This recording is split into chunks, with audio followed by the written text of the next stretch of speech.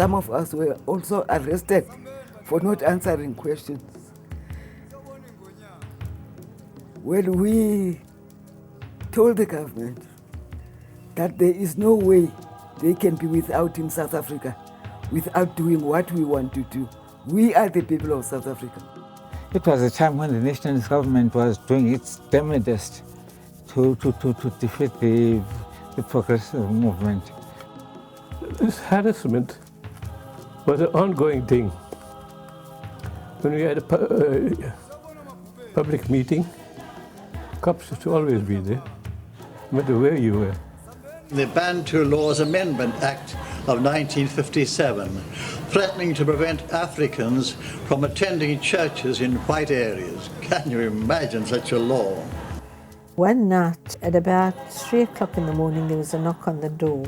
It was two policemen with a huge gun, and they said they'd come to search our house. I was detained for about 6 months. That was a period where, you were tortured and the usual thing. It was in that period that Neil Agate was killed by them also in 1981. The restrictive laws of the time, effected by the apartheid government, meant that most meetings and organizations were placed under intense scrutiny. Acts like the Riotous Assemblies Act and the Suppression of Communism Act allowed the government to declare certain organizations unlawful, making organizing against the regime a nearly impossible task. A more resourceful approach had to be adopted if the fight for democracy was to forge ahead.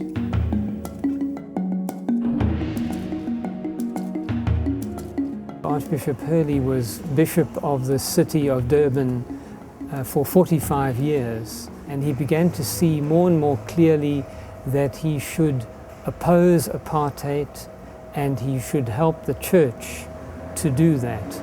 And so he established diaconia to help the churches to be involved in the struggle for justice.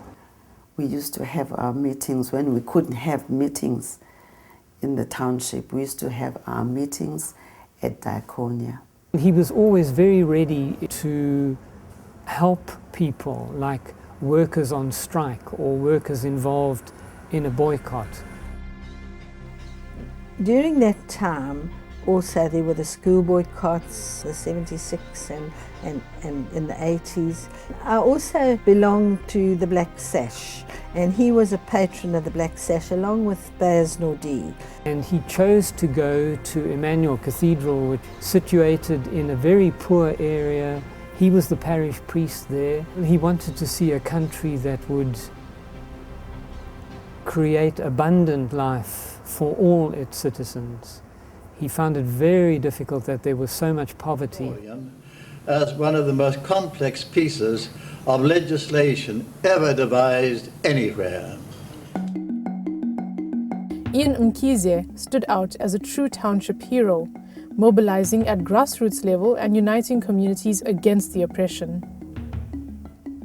When I first met Ian was elected a mayor in Hambanati. He's a person who wants justice to be done. At one time when he was in detention, he took ill and they took him to the city hospital, and we heard about it, so we decided to go and see him. And so the security there wasn't so good, so that we walked in and we saw Ian and had a chat with him, but meanwhile he was a detainee at that time. There was only one school in Hambanati which went up to standard 6. We forced Port Natal and the town board to build a school. I worked for the Tonga Tullet group later on. In Tonga I was very active. We worked as hard as we could ever work. Then was the Durban Housing Action Committee. I was chairman of that organization for about 12 years or so. The idea was to mobilize the people. We did a considerable amount of work in mass meetings, marches, and we also went on delegations to the city council, all of which was done because of the tremendous amount of work that DAC did with the support of the people. DAC was formed at the same time that UDF was formed. In the late 80s, there was a lot of township violence. Many activists were running away from the security police at that time, and quite often some of them would come to stay here. You see, there were still group areas, so you weren't supposed to have people from other groups staying in your house. Sometimes they came here to have their meeting because it was safer than being in the township. Many civic unions mushroomed during the troubled times of apartheid. Housing committees, rent organizations, and religious groups provided the ideal front for individuals passionate about bringing in change. The formation and activity of civic organizations laid the foundation for the emergence of the United Democratic Front, championed by Albertina Sisulu.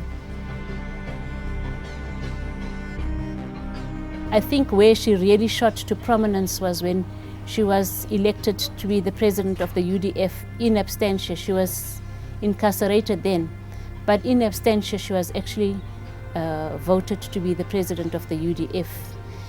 We were there when the United Democratic Front was launched in Cape Town. Around about 1979, you'd remember, there was some change in the political temperatures, because about that time you had a number of strikes in the country. You had the Fatties and Monies boycott, you had the red meat boycott, the prisoners' education campaign was launched, the Release Mandela campaign was launched, and UNIS was at the center of all of that. I had read literature on the Philippines. They had what they call in the Philippines the NDF, the National Democratic Front. And then we spent a lot of 82 was just doing the preliminary work, which led to the emergence of the UDF. UNIS was a member of the executive committee in the region and eventually became a member of the national UDF, executive of the UDF. And if the UDF wasn't there, the whole concept of fighting for freedom would have gone in limbo. So that played a very important part in the latter days of the struggle. We're very peaceful. We didn't use any violence at all. Under the spotlight during the treason trial in March 1960, mainly because of her involvement in the United Democratic Front, was one of the stalwarts in the struggle for democracy, Albertina Sisulu. But one of the highlights of my legal practice has been the treason trial in Pietermaritzburg with Mama Albertina Sisulu was one of the accused. I can tell you it was a very, very exhilarating experience, which I will never forget ever, especially with Mrs. Sisulu being there. She was such an honest person. I learned a lot about life and living from her, an outstanding woman. So that case, fortunately, we were successful in finding all of them not guilty. In none of my cases did I charge any fees, whether it was political or welfare organizations like the trade union movements, and all was done in an honorary capacity. Struggle, a word that was indeed not foreign to those engaged in resisting the apartheid regime. Meeting and organizing in these times for the greater political good meant a great deal of suffering and personal sacrifice. I'm a nurse by profession, and I managed them because there were not so many, there were only 3 that time.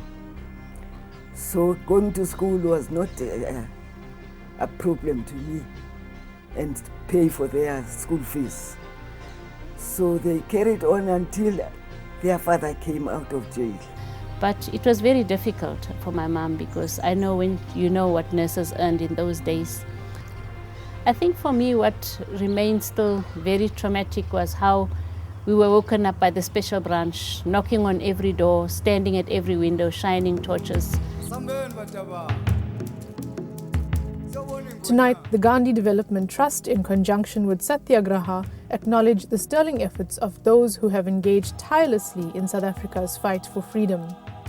They have endured the incessant scrutiny, the incarceration, and the often brutal harassment, clinging only to the truth of their conscience to bring us all the democracy that we hold dear today.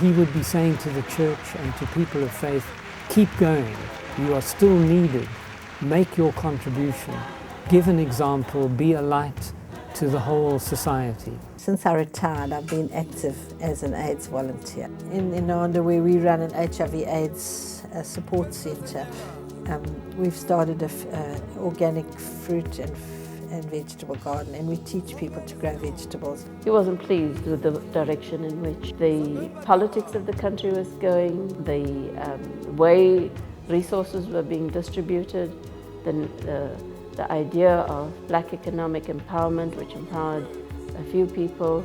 The struggle continues. Quite a lot still to be done. Injustice has to be continually fought. Although we had a very powerful enemy, we achieved it, mainly due to the powerful personality of Mr. Mandela. Well, there's great improvement. Everybody is happy and everybody is free. That's what we wanted. We wanted the freedom of all the people of South Africa, and we got that.